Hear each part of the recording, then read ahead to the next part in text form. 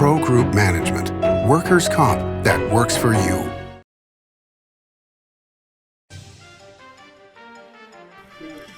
Welcome to Nevada Newsmakers. On the broadcast today, Randi Thompson joins us. She's the State Director for the National Federation of Independent Business, here for the whole show on an all-new Nevada Newsmakers. Before the masks, before the distancing, before the world changed, UMC was ready.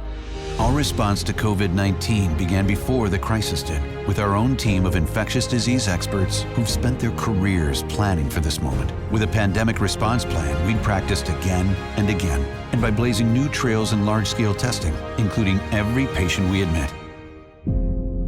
Always ready. UMC.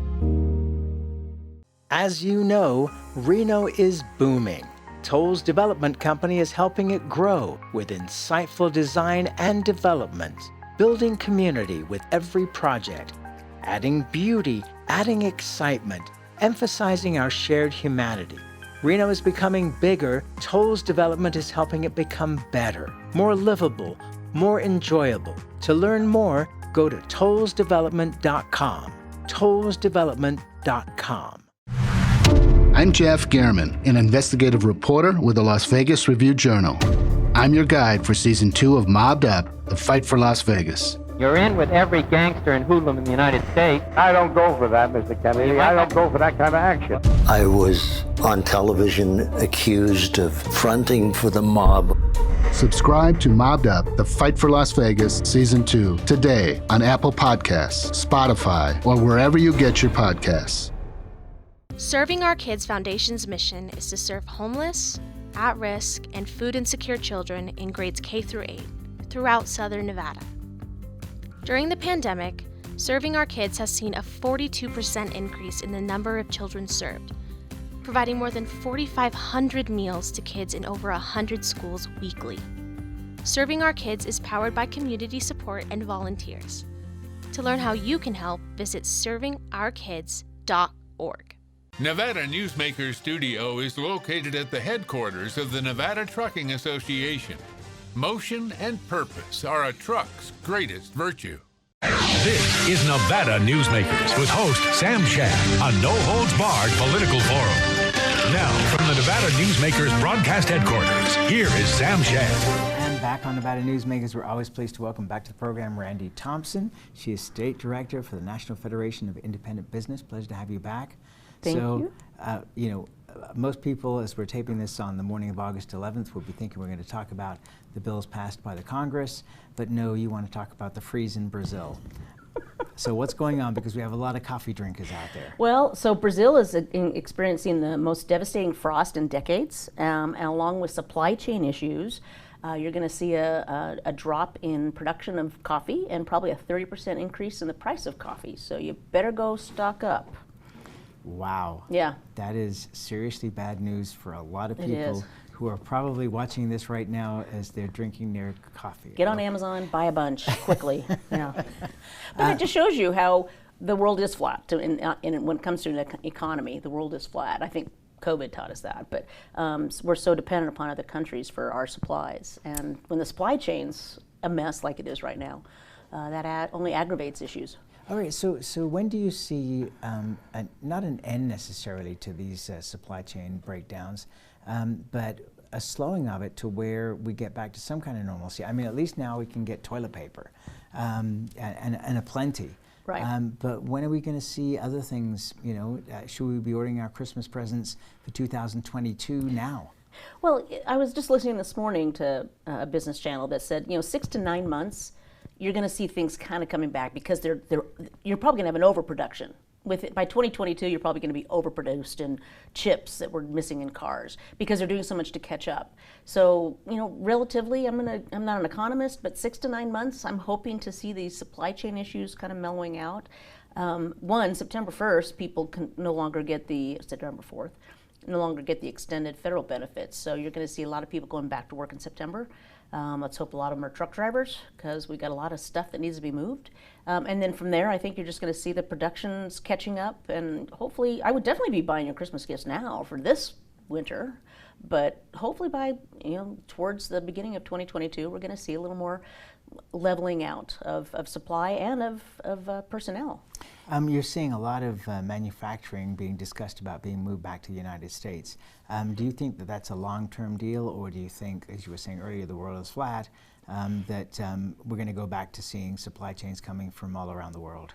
Well, under this administration, with the tax hikes they're talking about, I don't see an incentive to come back, bring anything back to manufacturing. I just, this morning, I'm sure we'll talk about the infrastructure bill that was just passed, and now they're talking about budget reconciliation, and they're actually talking about tax increases on businesses. And it's like, okay, for all you businesses that closed, for all you people that lay people off and want to bring them back, for all you businesses that struggle to keep food in our table and toilet paper in our stores, no thanks to you for doing nothing. I mean, there's just no incentive from Congress right now to incentivize people to go back to work and to go back to bringing back jobs. So I don't see this administration, I can't even say it's even business friendly. It is just, let's see what more we can take out of these people after a year and a half of taking and taking and taking, and us doing our best to keep this country going. All right, so let me play devil's advocate and say that with the amount of money that is being put back into the economy through both of these bills. The second one is not passed, of course, yet, and will probably be a Democrat-voted bill only. But that's going to be a ton of money coming into the economy. Well, if you look at how the economy survived the past year and a half, it got very consolidated. We all stopped going to our local store to buy shoes, and we went to Amazon. So that pattern continues. Bigger businesses are getting bigger. Smaller businesses are dying. And until we see a shift in getting back to supporting locally owned and operated businesses and incentivizing them to stay in business, I don't see us changing. And I think the infrastructure bill, it means that we're going to be buying more concrete, and Granite Construction and Q&D and a lot of those big companies can get back to growing, and that is critical. Those are local jobs. I'm sure that the Nevada Cement and Western Materials and Pira Materials are very happy about the infrastructure bill, as long as it is spent on.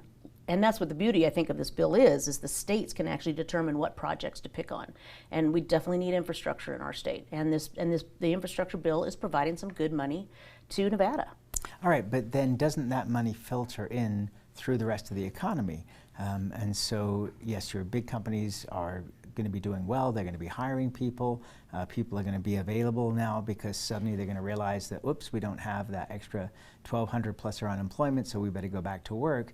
And then that money, because that's the same reasoning that comes out of TRI when they talk about taxes that Tesla isn't paying at this point until their abatements run out, but the amount of money being spent on employees and their paychecks filters through the economy into millions, if not billions of dollars. Well, so the $1 trillion infrastructure bill, only about half of it is quote unquote paid for. They're expecting that future taxes will pay for the other 500 million, but it's also a 5 to 8 year plan. Billion, by the way. Billion, sorry, 500, but million, billion, yeah, no. Seriously. God, I can't even count to 12 this morning.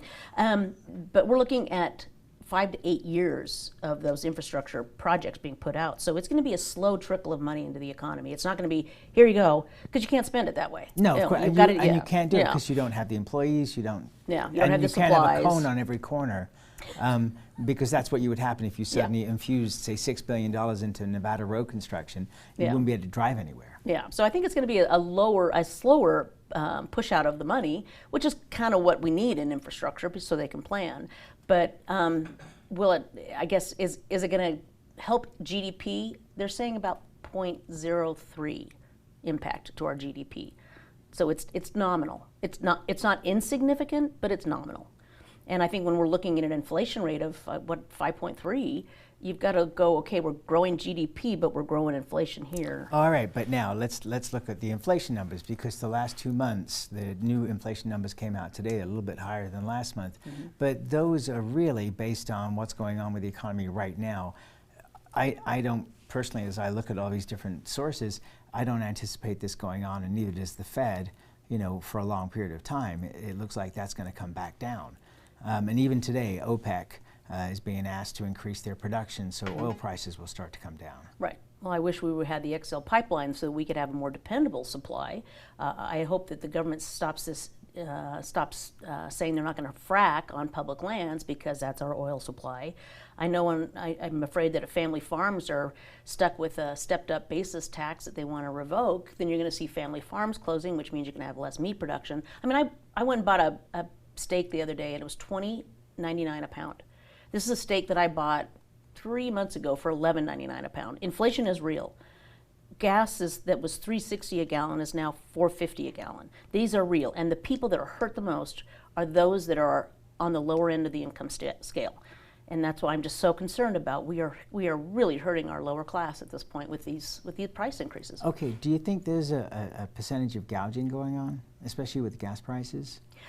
Well, they had a gas gouging bill pass in the legislature last year, and I think you're going to have to justify it. But I think if refining is down, if supplies are down, if OPEC's production is down, then prices are going to go up. So I don't know. I mean, that's a question to ask somebody in the gas industry, I guess. But I can't see, my local grocery store raising rates beyond what they need to. But when you've now got to pay people more, when minimum wage jobs now start at $12.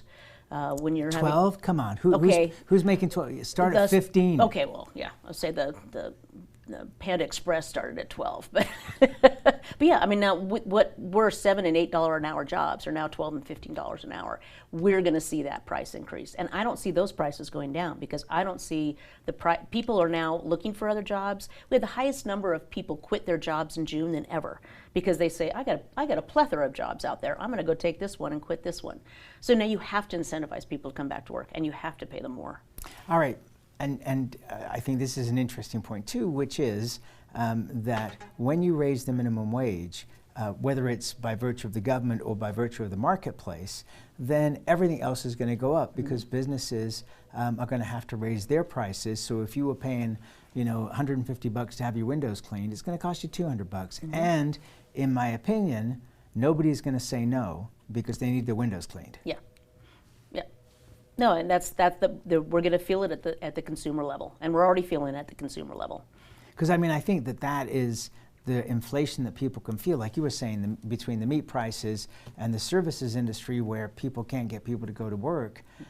But I also think you're 100% right, which is I don't see the wages going down. I think once somebody has been paid $15, $18, $20 an hour to do a job that was previously way lower than that, you're going to have a hard time finding people unless you have, an incredible source of workers, and that doesn't seem likely to me at this point. Sorry, I'm just reveling in the point that you just said I'm 100% right. I don't think I've ever heard that. I'm just enjoying that moment for a minute. Well, you may have heard it from me, but maybe not from everybody else. Let's take a break. We'll come back and exalt Randi Thompson some more after this time out.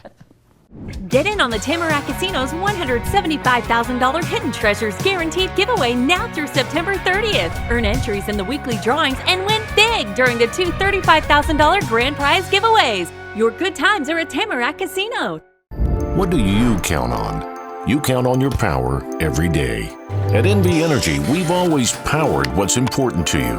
But we're not looking at the past. We're focused on the future. While our standards are high, our rates will remain low. And our commitment to renewables isn't just meeting standards, but leading the way. Because you can count on more than just your power. You can count on the company who brings it to you. That's our promise. You can count on it. Each day, the Children's Advocacy Alliance partners with leaders, legislators, and families across Nevada to improve children's health, education, economic well-being, and safety. We recognize Nevada will be no better than the state of its children. Be a part of this change. Be a supporter of the Children's Advocacy Alliance. For more information, go to caanv.org. Southwest Specialties has been making the homes and businesses of Nevada beautiful for more than 20 years. Their experienced designers and craftsmen create the walkways, backyards, water features, and a variety of outdoor cooking areas that add curb appeal and value to your investment. Call today or visit them at their website and see how they can make your outdoor spaces special. Southwest Specialties, creative, distinctive, beautiful. Get in on the Tamarack Casino's $175,000 Hidden Treasures Guaranteed giveaway now through September 30th. Earn entries in the weekly drawings and win big during the two $35,000 grand prize giveaways. Your good times are at Tamarack Casino.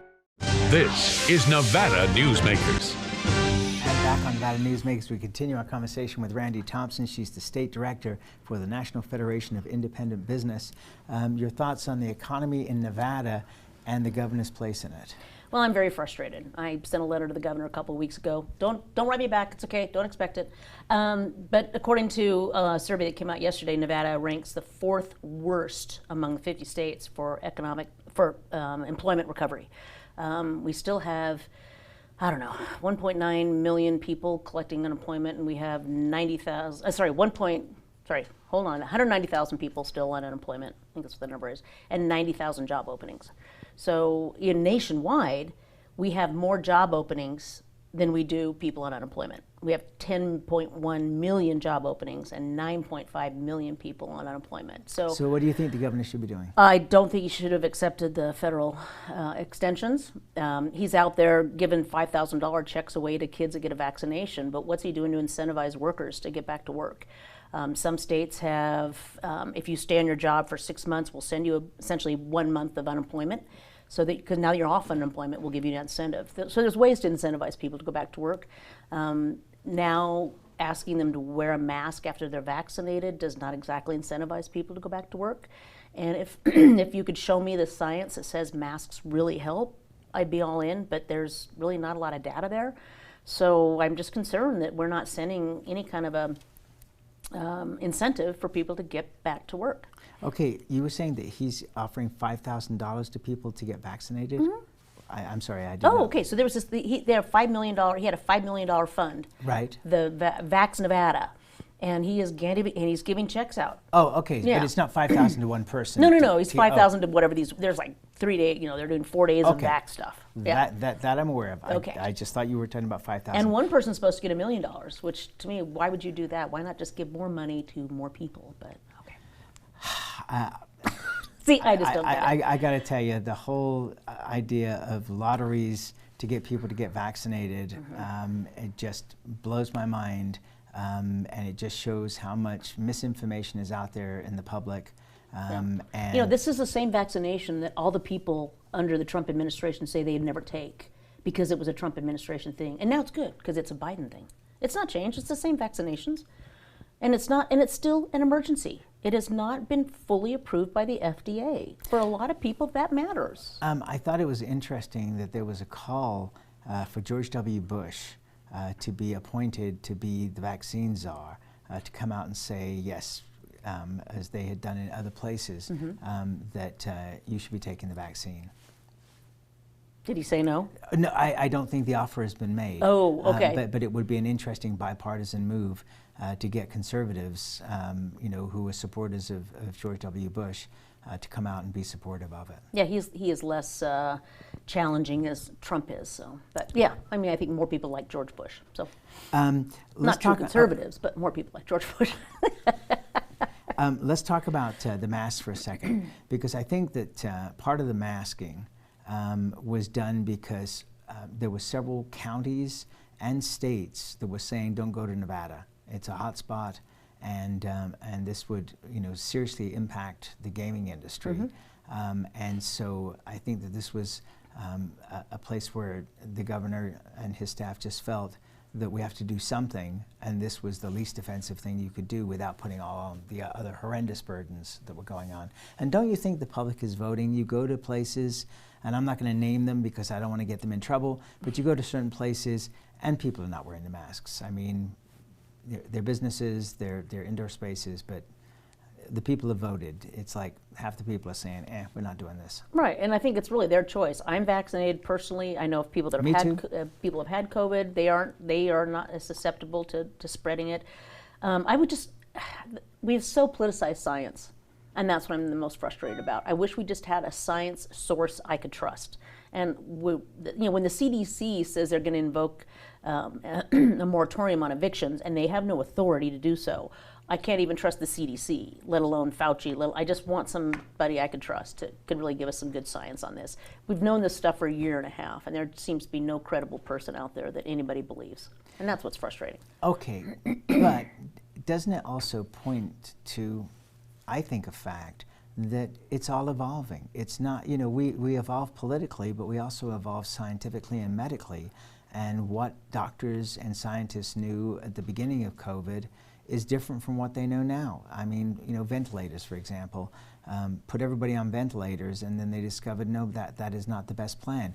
I mean, we tend to have, small g, a godlike thought about doctors, but they're not. They're human beings, and they learn and grow as this situation, progresses. Is that not true in your opinion? No, I think they